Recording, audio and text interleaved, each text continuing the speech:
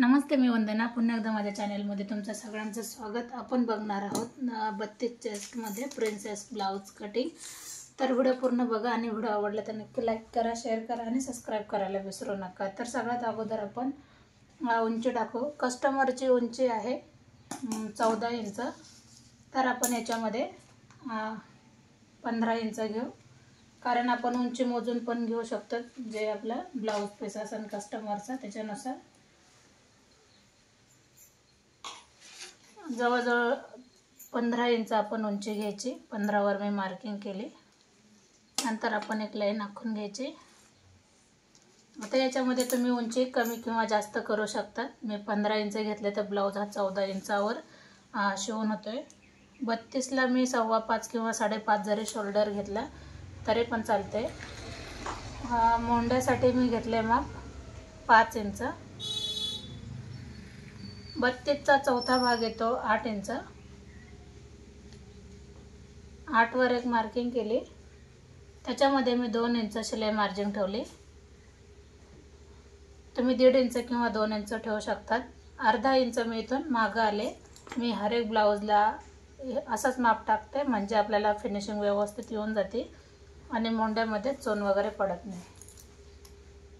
1.5 inch आपण back साईडचा मोंडा घेतलाय आणि फ्रंटचा 1 इंचाचा घेतलाय. नंतर आपण याला आकार देऊन घ्यायचा आहे. बघू शकतात आकार दिल्याच्या नंतर 2.25 इंच गळा घ्या. 2.25 एकदम परफेक्ट आहे. आणि त्याच्यानंतर तुम्ही 10 इंचाचा गळा घ्या. तर गळ्यामध्ये पण तुम्ही बदल करू शकतात. वरती मी 2.25 घेतले तर मी खाली 3 इंच घेते आणि त्याच्यानंतर मी एक आखून घेणार. आता याच्यामध्ये तुम्ही गळा वेगळा देऊ शकतात. तर मी गळ्याला आकार देऊन घेतलाय. आता चेस्ट 32 आहे तर कंबर किती आहे 25.5. तर 25.5 चा आपल्याला चौथा भाग काढायचा आहे, जो काही येतो त्यानुसार. आता मी हे ब्लाउजवर माप घेतलेलं जवळजवळ 7.5 ला एक लाईन कमी. तर जेवढा चौथा भाग येतो तेवढंच घ्या. 1 इंच टक्ससाठी आणि 1.5 इंच शिलाई मार्जिन. अशा हिशोबाने आपण पूर्ण याला लाईन आखून घ्यायची.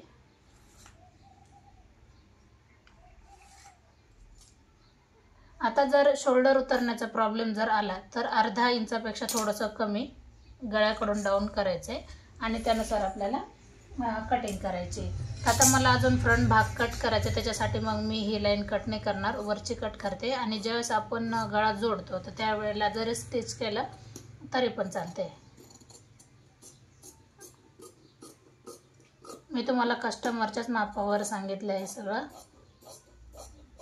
आता मी तुम्हाला याच्यातला ब्लाउज पीस दाखवते. अगोदर हा साडीतला ब्लाउज पीस आहे, काठपदरच्या साडीवरचा, आणि त्याच्यातला हा ब्लाउज. म्हणजे मी झाल्याच्या नंतर तुम्हाला नक्कीच दाखवते, त्याच्यासाठी मी तुम्हाला हा ब्लाउज पीस दाखवलाय. आता काय करायचंय, जसं आपला कपडा आहे तसं व्यवस्थित त्याला टाकून घ्यायचंय. 1 इंचाची आपल्याला लाईन आखून घ्यायची.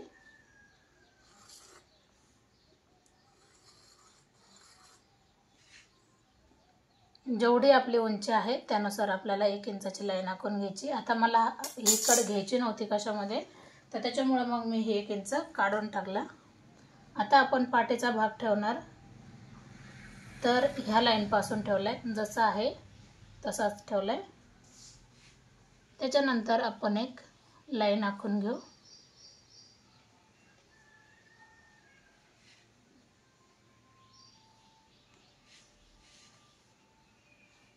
बघू शकतात. आता हा भाग आपण बाजूला केलाय. हे 1.5 इंच आपली मार्जिन आली, शिलाई मार्जिन, आणि याच्यानंतर पण आपण 1.5 इंचावर हे मार्किंग केली. नंतर आपण हे 1.5 जे इंच आहे ते आपण याला जॉईन करून घ्यायचं आहे. त्याच्यानंतर आता इथं मला थोडंसं लक्षात येते का आपल्याला अर्धा इंच समोरचा फ्रंट भाग घ्यायचा आहे. त्याच्यानंतर आपण ह्या लाईनपासून गळा चेक करायचा आहे. 2.25 गळा घेतला तर 2.25 वर आपण मार्किंग करायची. फ्रंट गळा तुम्ही तुमच्या आवडीनुसार घेऊ शकता. 6.5 वर एक मार्किंग केली.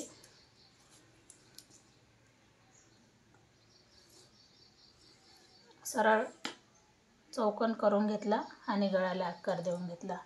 आता प्रश्न येतो आपला टक्सचा. तर सगळ्यात अगोदर आपण टक्ससाठी कंपल्सरी 1 इंच आपल्याला जास्त हे घ्यावंच लागतं, ही गोष्ट लक्षात घ्या. आता 32 चेस्ट आहे तर आपण टक्स किती घेतला पाहिजे? 3 इंच. आपण ह्या लाईनपासून 3 इंच घेतले, नीट लक्षात घ्या, ह्या लाईनपासून 3 इंच घेतले. आता वरती यायचं आहे आपल्याला 10 इंचावर. ही लाईन आपल्याला 10 इंचावर आपल्याला जोडून घ्यायची. नंतर आपण दोन्ही साईडनी 1-1 इंच घेऊया, कारण हा फक्त 32 चेस्टमध्ये ब्लाऊज आहे.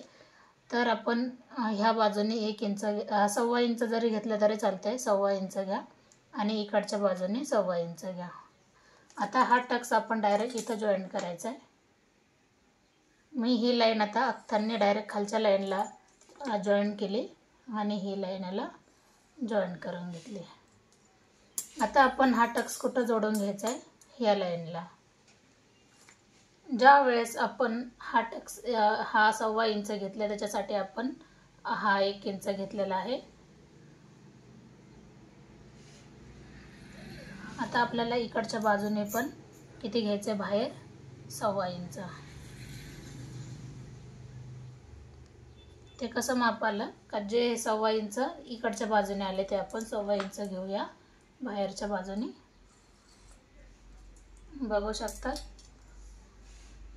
आता ही क्रॉस पट्टी ही जी लाईन आहे ती आपल्याला डायरेक्ट बाहेरच्या लाईनला काढायची अशा पद्धतीने.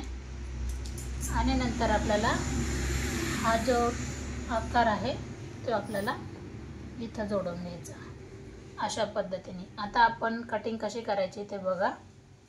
का अगोदर आपण पूर्ण बाहेरचा भाग कट करू. त्याच्या अगोदर आपल्याला हा जो गळा आहे हा गळा आपल्याला खालच्या लाईनला जॉईन करायचा आहे.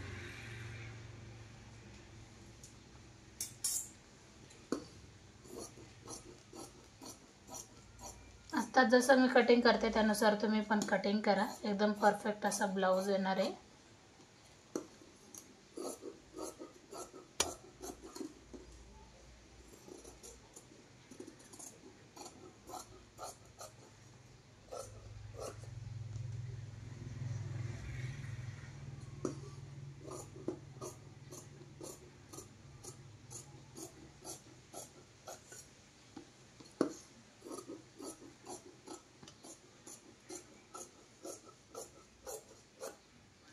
कमी वेळात आपण 32 चेस्टमध्ये हा पूर्ण ब्लाऊज कट केला तर कसा वाटला नक्कीच सांगा.